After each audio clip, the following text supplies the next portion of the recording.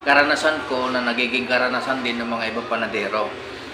Shoutout sa mga panadero na bigla na lang aalis pag hindi nila gusto yung pinapasokan nila. Pag meron silang hindi nagustuhan sa pagkain, sa sweldo, sa amo, sa tulugan, marami yan. Kinabukasan, alis na, wala nang paalam. Balikan natin yung kwentong panadero, kwentong madiskarting baker. Bagong lahat, welcome back dito sa channel ni Madiskarting Baker. Ayan, pag-usapan natin yung part 2. Yung kung paano ako naging panadero, paano ako naging baker, at saka ngayon Madiskarting Baker. Ayan yung pag-uusapan natin dahil alam ko, maraming related dito ng mga panadero. Yung mga panadero, mga katulad kong mga panadero na nag-umpisa pa lang sa maliit na bakery, ganyan. Kasi karamihan naman ng mga panadero yung nandun lang sila sa mga maliliit na bakery at maraming na-experience ng mga na-experience so na ganito yung mga tipong papasok ka doon sa isa, pag di mo na gusto lilipat ka doon sa kabila, pag di mo na gusto lilipat ka ulit, yung mga ganon. Pag-usapan natin yung punto na baker na ako. Katulad nung sinabi ko sa iyo na unang apply ko ng baker, palpak agad. Kaya nag-umpisa ulit ako sa helper. Sa sweldo ko ng 4-5, helper ako. Di, umabot yun ng mga siguro mahigit isang taon, helper ako. Yan. Nung time na helper ako, ang sahod ko noon 4,500 sa isang buwan.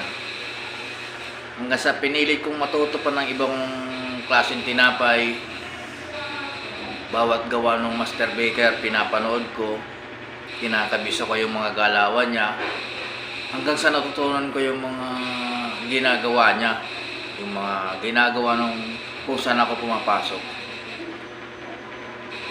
Siguro, mga isang taon, dahil alam ko na yung ginagawa niya, hindi ako umalis doon sa pinasukan ko na yon hanggang sa dumating yung time na siya na yung umalis.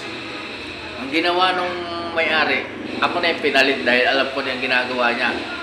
Pinagdadaanan din niya ng mga helper ngayon na pag umalis yung baker, siya yung pumapalit, ganun yun. Nung ako na yung pumalit doon sa master baker, dinatuwa na ako dahil yung sahod kong 4-5 madadagdagan na yun.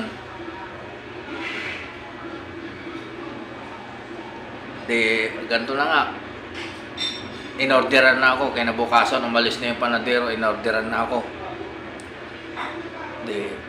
Lakas loob na ako dahil siyempre panadero na ako eh. Tsaka in-expect ko rin na yung sahod ko madadagdagan na.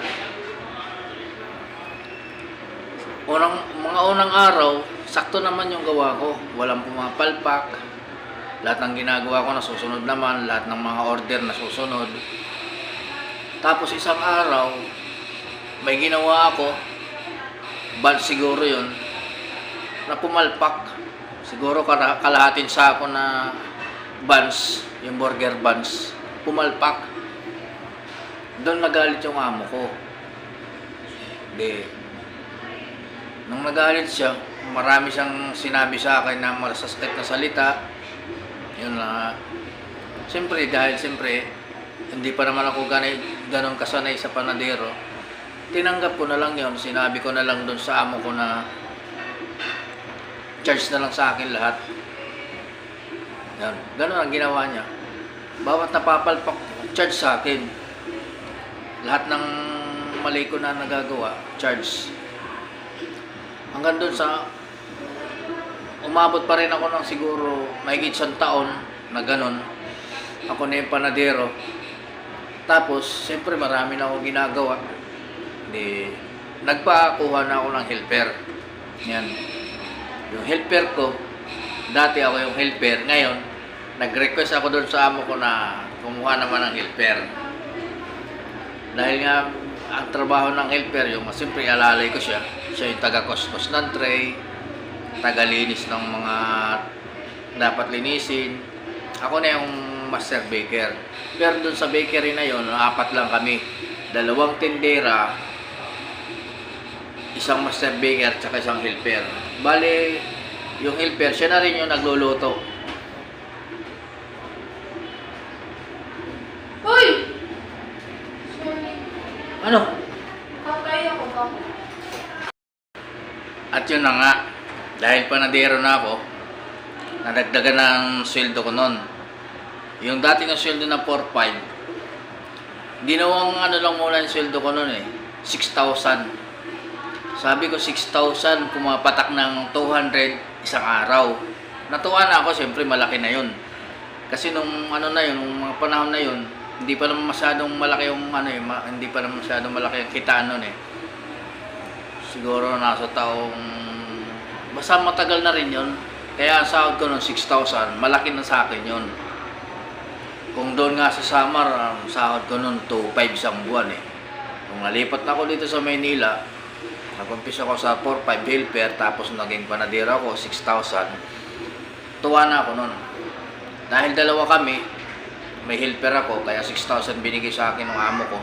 Tapos yung helper ko naman, pinasahod ng 3,000 kasi hindi pa naman talaga siya totally marunong sa, kumbaga tingin-tingin pa lang ang ginagawa niya Pag may utos lang ako doon lang siya gumagalaw.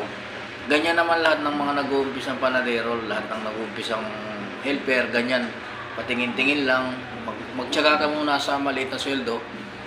Talagang matyaga ka, saka kaangat kapag meron ka na natutunan. Ganun yun. So, ganun na nga. 6,000 yung sahod ko, no? Medyo nakakaluwag-luwag na ako nun. Nakakabili na ako ng gusto ko, nakakapunta na ako sa mga gusto ko rin na lugar. Pag nagde-day off ako nun, kung saan lugar na ako nakakarating. Tapos nakakabili na ako ng yung gusto kong gamit, yung mga medyo mahal-mahal na gamit na bibili ko. Saka bumili na ako ng cellphone noon, medyo kasi uso pa na naman ng mga cellphone yung pag gusto mong cellphone na may TV, di magtiyaga ka sa China po, gano'n.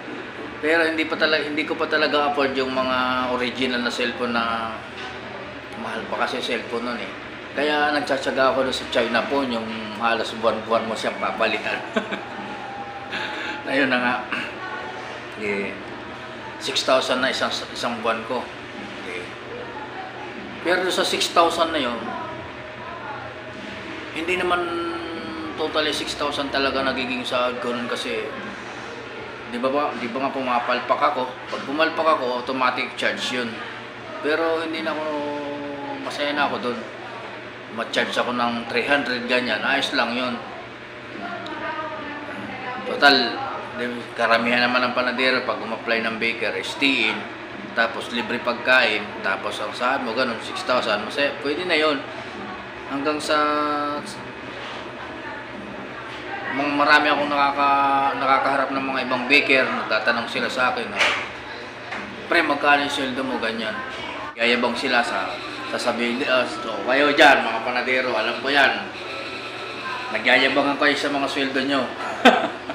Marami kayo sa mga panadero. Yung mga panadero dyan na iba-ibang sweldo nila. May nagsasabi na pakyawan, may nagsasabi buwanan, arawan. Alam ko yan. Ganito na nga. Dahil may mga nakakausap ako mga panadero, sinasabi niya sila sa akin na, pre, dito sa lugar na to, mag-apply ka. Malaki yung sahod ng baker, pakyawan. Susunod na topic, pag-uusapan natin yung mga ganyan. Pero focus muna ako dito sa yung mga nilalahad ko yung mga karanasan ko na nagiging karanasan din ng mga ibang panadero. Yan lang muna pag-usapan natin. Balik na tayo sa kwento. Tapos, ang gawa ko nung dumadami. Di siyempre pag dumadami yung gawa, dapat, di ba dapat tumataas din yung sahod natin. Pero dalawa lang kaming gumagawa. Yung dating natatapos kami nag-uumpisa kami, siyempre karamihan naman ng mga panadero, nag-uumpisa yan ng alas 6, pinaka ano na yan, mga ganyan, dapat nag-uumpisa pa yan mga alas 5 ng umaga. Doon sa ano ko naman, nag-uumpisa ako noon ng alas 5, siyempre, alalayan ko yung helper doon sa niluluto niyang pandesal.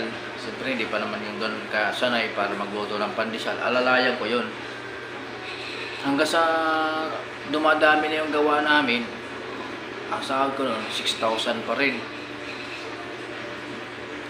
Siguro, talagang yung pag-umpisa kami ng madaling araw, matatapos kami ng alas 9 na ng gabi, alas 10 dahil sa dami na ng ginagawa. Hindi ko na nakakayanan yung ganun kahaba ng oras ng trabaho. Di ba siyempre pag panadero ko wala namang pahinga yan eh. Kung anong oras ka nag-umpisa, makakapagpahinga ka lang dyan kapag kumakain ka. Minsan nga habang kumakain ka niyan, gumagawa ka pa rin eh. Dahil siyempre may time na hindi mo pwedeng iwanan yung ginagawa mo. Kailangan mo muna siyang tapusin bago mo siya iwan. Kailangan mo nang tingnan kung anong oras ka kakain talaga. Yun. Ganun mga panadero. So, dahil nga sobrang haba na ng oras ng gawa ko, sabi ko, kinausap ko na yung amo ko, boss, kailangan na talaga ng isa pang tao dahil hindi nakakaya ng mag-isa lang. Siyempre sabi ko, marami na rin yung gawa. Tsaka sabi ko, yung gawa ko hindi na normal, hindi na pang isang tao. Nag-request na ako ng isa pang helper. Sabi ko, boss, kuha ka na ng helper. Sabi ko, yung helper talaga, yung sa ibang bakery, tinatawag nilang lamisador. Ganyan. Pag lamisador ka, siyempre, dapat alam mo ng alam mo ng pumigura, alam mo ng magmakina, yung gumamit ng roller. Lahat dapat alam mo ng, kumbaga, para ka na rin master baker noon, para ka na rin panadero noon, na dapat alam mo na lahat. Maliban sa pagtitimpla, dapat siyempre lamisador nga eh, dapat sa lamesa alam mo na lahat ng klase ng figura. Yan. Sabi nung amo ko, sige, kukuha tayo, maghintay ka lang, hindi naman kagad-agad makakakuha tayo eh. Nagantay ako siguro mga 10 araw, wala pa. Inabutan ng 1 buwan, wala pa rin. Sabi ko 1 buwan na, wala pa. Ganun na. Sabi ko, hindi ko na talaga kaya. Siyempre, mag-isa lang ako. May helper ako, hindi naman talaga tumutulong sa lamesa. Ako lahat. Dahil nga, mababa na rin para sa akin yung sahod kong 6,000. Napag-isip-isip ko na rin umalis. Doon ako umalis na ako doon. Siyempre, hindi ka, pag panadero ka, hindi ka lang basta-basta makakaalis. Alangan naman iwanan mo doon yung bakery na walang baker. Siyempre, tumatakbo yun. Alangan naman maghahanap yung mga customer ng tinapay tapos wala dahil walang panadero. Hindi ka kakagad makakaalis. Antayin mo na may kapalit ka bago ka umalis. Ganun dapat.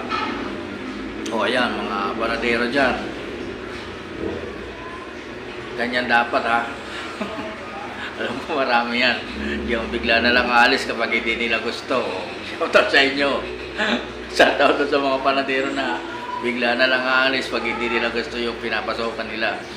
Pag meron silang hindi nagustuhan sa pagkain, sa sweldo, sa amo, sa tulugan, marami yan. Kinabukasan, alis na, wala nang paalam. Pag mga susunod na araw, pagkikwentuhan natin yan. At balik na tayo sa kwento natin, di ba?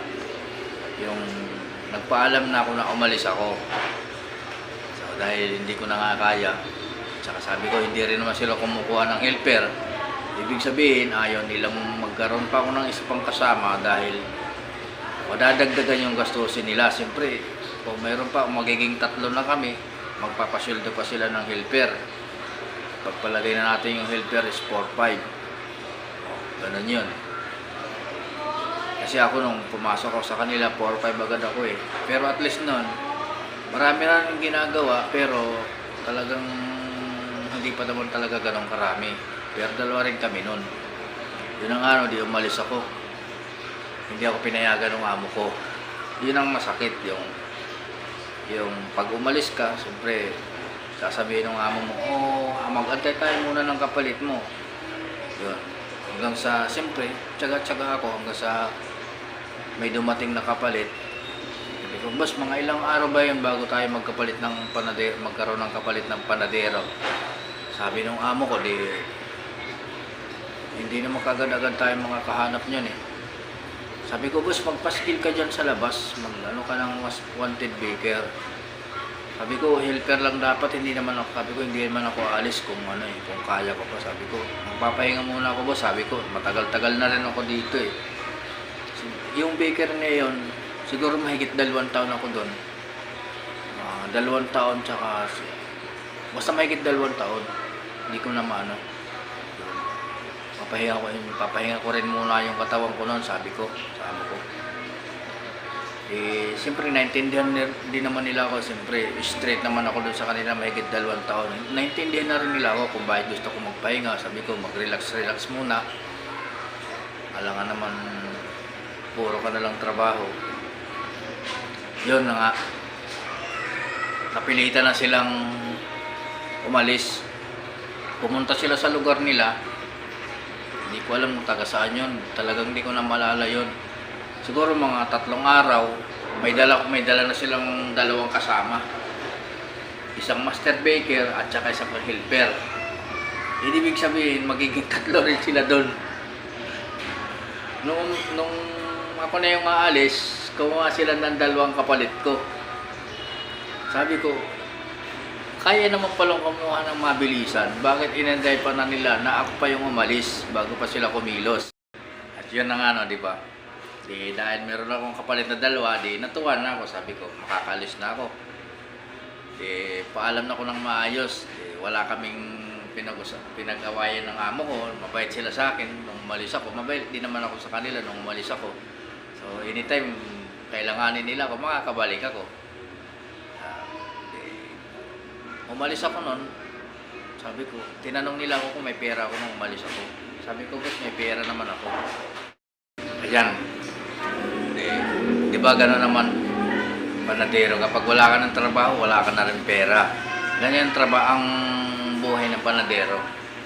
Kaya pag panadero ka, hindi pwedeng mawawalan ka ng trabaho ng matagal. Kasi may pera lang tayo kapag may trabaho. Shout out sa mga panadero. Shout out sa inyo lahat. At hanggang dito na lang yung kwento ni Buddy's Cutting Baker. Pero lahat ng nakinig, pakisubscribe na lang, tsaka bigyan nyo na ng like. Paalam.